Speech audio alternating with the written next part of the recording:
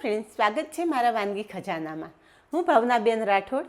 આજે આપણે બનાવીશું વેજીટેબલથી ભરપૂર સુપર ટેસ્ટી, સુપર હેલ્ધી નવી વેરાયટી. ફ્રેન્ડ્સ, આજ સુધી તમે અનેક પ્રકારના નાસ્તા બનાવ્યા હશે, પણ એક વખત મારી રીતે વેજીટેબલથી ભરપૂર ઓછા લોટ સાથે આ વેરાયટી બનાવો. ઘરના ખાઈને બધા ખુશ થઈ જશે. અને બનાવવાનો સમય માત્ર 10 મિનિટ. વિડીયો બિલકુલ સ્કીપ કર્યા વગર જોજો. ચાલો બનાવીએ નવા સ્વાદ સાથે વેજીટેબલથી ભરપૂર નવો નાસ્તો. તો એના માટે ગેસ પર કડાઈમાં 2 ચમચી જેટલું તેલ ઉમેરશું. તેલ ગરમ થતાં અડધી ચમચી રાઈ અને અડધી ચમચી જીરું ઉમેરશું. સાથે 1 ચમચી ચણાની દાળ અને 1 ચમચી અડદની દાળ પણ ઉમેરી દઈશું. બધી જ સામગ્રી તેલમાં એકદમ સારી રીતે સાંતળી લેશું. ફ્રેન્ડ્સ, આ વાનગીમાં અડદની દાળ અને ચણાની દાળ વઘારમાં ઉમેરશો ને એટલે આ નાસ્તાનો ટેસ્ટ એકદમ અલગ જ આવશે. બધી સામગ્રી સરસ કકડી જાય ને એટલે ચપટી હિંગ ઉમેરશું અને 1 લીલા મરચાંના ટુકડા પણ ઉમેરી દઈશું. લીલા મરચાં પણ વઘાર સાથે સરસથી સાંતળી લેશું. મરચાં સરસ કકડી જાય ને એટલે 8 થી 10 મીઠા લીમડાના પાન બારીક સમારેલા છે એ ઉમેરી દઈશું. અહીંયા આપણો વઘાર એકદમ મસ્ત તૈયાર થઈ ગયો છે. તો હવે વેજીટેબલ ઉમેરીએ. વેજીટેબલ તમારી પાસે જે હાજર હોય ને એ ઉમેરી શકો છો. અત્યારે હું બારીક ચોપ કરેલું ગાજર, મીડિયમ સાઇઝની ડુંગળી પણ ચોપ કરીને લીધેલી છે. ડુંગળી ના ખાતા હોય તો સ્કીપ કરી શકો છો. સાથે 1 ટુકડો દૂધી પણ આ રીતે બારીક ચોપ કરી લીધેલી છે. ઘરમાં ઘણા વ્યક્તિ એવા હોય છે કે વેજીટેબલ પસંદ નથી કરતા, પણ આ રીતે તમે કોઈ નવી વેરાયટી બનાવી અને ઘરના મેમ્બરને વેજીટેબલ ખવડાવી શકો છો. સાથે કેપ્સિકમ પણ બારીક ચોપ કરી લીધેલું છે એ પણ ઉમેરી દેશું. ગેસની ફ્લેમ મીડિયમ રાખી અને બધા જ વેજીટેબલ તેલ સાથે એકદમ મસ્ત સાંતળી લેશું. હવે વેજીટેબલ સાથે મસાલા કરી લઈએ. અડધી ચમચી હળદર, અડધી ચમચી લાલ મરચું, 1 ચમચી ધાણા જીરું અને સ્વાદ પ્રમાણે મીઠું ઉમેરશું. બધા જ મસાલા એકદમ સરસ મિક્સ કરી લેશું.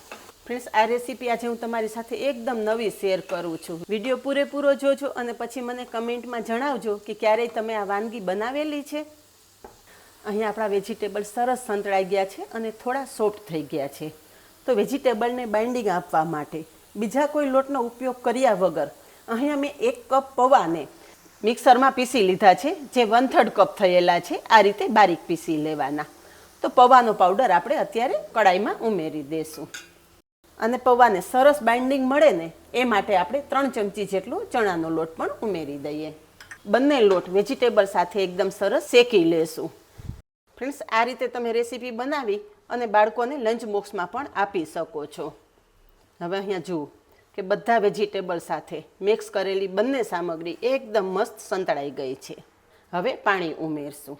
તો આપણે 1/3 કપ પૌવાનો પાવડર લીધેલો છે, તો 2 1/3 કપ એટલે કે 1.5 કપ આપણે પાણી ઉમેરવાનું છે. પાણીનું પ્રમાણ વધારે નથી રાખવાનું, એ વાતનું ખાસ ધ્યાન રાખવાનું. એટલે કે જેટલો તમે પૌવાનો પાવડર લીધેલો હોય ને એના કરતાં ડબલ પાણી ઉમેરવાનું. અત્યારે જે તમને મિશ્રણ એકદમ ઢીલું લાગે છે ને એ થોડી જ વારમાં પૌવા બધું જ પાણી એબ્ઝોર્બ કરી લેશે અને જેવું આપણે જોઈએ છે ને એવી જ કન્સિસ્ટન્સીમાં આપણું મિશ્રણ તૈયાર થઈ જશે. હવે આ બધું સરસ મિક્સ કરી લીધું છે. હવે વધારે વાર આપણે ગેસ ચાલુ રાખવાની બિલકુલ જરૂર નથી. ગેસની ફ્લેમ બંધ કરી દેશું અને થોડી વાર ઢાંકણ ઢાંકી દેશું, જેથી વરાળમાં આપણે ઉમેરેલા બંને લોટ સરસથી બફાઈ જાય. 5 મિનિટ પછી ઢાંકણ ખોલીને જોઈએ ને તો તમે જુઓ ફ્રેન્ડ્સ કે આપણું મિશ્રણ એકદમ મસ્ત તૈયાર થઈ ગયું છે અને પૌવાએ કડાઈમાં ઉમેરેલું બધું જ પાણી એબ્ઝોર્બ કરી લીધું છે. મિશ્રણ સાથે ફ્રેશ સમારેલી કોથમરી ઉમેરી દેશું અને અડધા લીંબુનો રસ ઉમેરી દેશું. તમે ઈચ્છો તો થોડી ખાંડ પણ ઉમેરી શકો છો, પણ અત્યારે હું ખાંડ નથી ઉમેરી રહી. લીંબુનો રસ અને કોથમરી પણ સરસથી મિક્સ કરી લેશું. તમારે બાળકોને લંચ બોક્સમાં કે સવારે ટિફિનમાં આપવું હોય ને તો તમે આ રીતે મિશ્રણ બનાવી અને સરસ ઠંડુ કરી અને એરટાઇટ ડબ્બામાં ભરી અને ફ્રીજમાં સ્ટોર પણ કરી શકો છો. સવારે તમે ફટાફટ 5 મિનિટમાં નાસ્તો બનાવી અને બાળકોને ટિફિન કે લંચ બોક્સમાં આપી શકો છો. હવે જે આપણું મિશ્રણ સરસ ઠંડુ થઈ જાય ને એ માટે એક બીજા વાસણમાં કાઢી લેશું, જેથી આગળની પ્રોસેસ કરવામાં આપણને સરળતા રહે. અહીં આપણે તૈયાર કરેલું મિશ્રણ સરસ ઠંડુ થઈ ગયું છે. તો એક વખત હાથેથી ચોળી અને આ રીતે મિક્સ કરી લેશું, જેથી લોટમાં થોડી ચીકાશ આવી જાય અને આગળની પ્રોસેસ કરવામાં સરળતા રહે. અહીંયા બધું એકદમ સરસ મિક્સ કરી લીધું છે. હવે ઈચ્છો તો આ રીતે બોલ બનાવી શકો છો અને ઈચ્છો તો ટીકીનો શેપ આપી શકો છો. અત્યારે આપણે ટીકીનો શેપ આપશું. આ રીતે મિક્સ કરો ને તો બિલકુલ છૂટું ના પડવું જોઈએ. જુઓ તમે ફ્રેન્ડ્સ, એકદમ સરસ બાઇન્ડિંગ આવી ગયું છે. બસ આ રીતે બોલ બનાવી અને બે હાથ વચ્ચે રાખી પ્રેસ કરી અને આ રીતે આપણે મસ્ત મજાની ટીકી તૈયાર કરી લેશું. તો અહીંયા જુઓ ફ્રેન્ડ્સ કે આપણે માત્ર 1/3 કપ પૌવા પાવડરનો જ ઉપયોગ કરેલો છે, તો પણ કેટલી બધી ટીકી તૈયાર થયેલી છે. જોઈ શકો છો ને ફ્રેન્ડ્સ.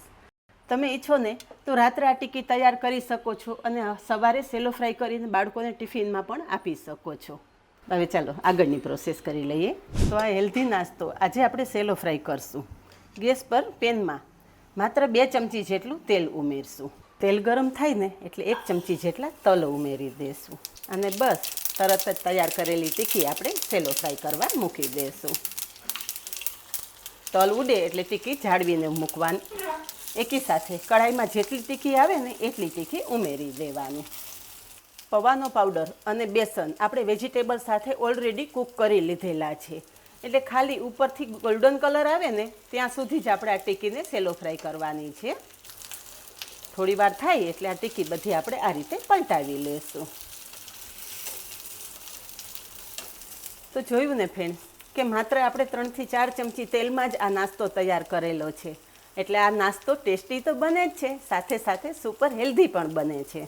તો અહીંયા તમે જુઓ ફ્રેન્ડ્સ કે બંને બાજુ આપણી તૈયાર કરેલી ટીકી એકદમ સરસ ગોલ્ડન બ્રાઉન થઈ ગઈ છે. તૈયાર થયેલી ટીકી એક પ્લેટમાં લઈ લેશું. બાકી રહેલી ટીકી પણ આ રીતે સેલો ફ્રાય કરી લઈએ. તો અહીં આપણી સુપર ટેસ્ટી સુપર હેલ્ધી ટીકી તૈયાર થઈ ગઈ છે. ફ્રેન્ડ્સ લુક જોતાં જ ખાવાની ઈચ્છા થઈ જાય ને એટલી મસ્ત આ ટીકી તૈયાર થાય છે અને એકદમ ઓછા તેલમાં. સાથે ટોમેટો કેચઅપ સર્વ કરેલો છે. તમે તમારા મનપસંદ ડીપ સાથે આ ટીકી સર્વ કરી શકો છો અને કોઈ પણ જાતના ડીપ વગર પણ આ ટીકી તમને એકદમ ટેસ્ટી જ લાગશે. ફ્રેન્ડ્સ આજનો વિડીયો કેવો લાગ્યો? વિડીયો પસંદ આવ્યો હોય તો વિડીયોને એક લાઇક ચોક્કસ આપજો અને આવા જ નવા વિડીયો જોવા માટે ચેનલને સબસ્ક્રાઈબ કરી લેજો અને પાસે રહેલું બેલ પણ પ્રેસ કરી રાખજો, જેથી આવનારા બધા જ નવા વિડીયોની નોટિફિકેશન સૌથી પહેલાં આપને મળે. આજે બસ આટલું જ. મળીએ નેક્સ્ટ વિડીયોમાં. ત્યાં સુધી બાય. Thank you.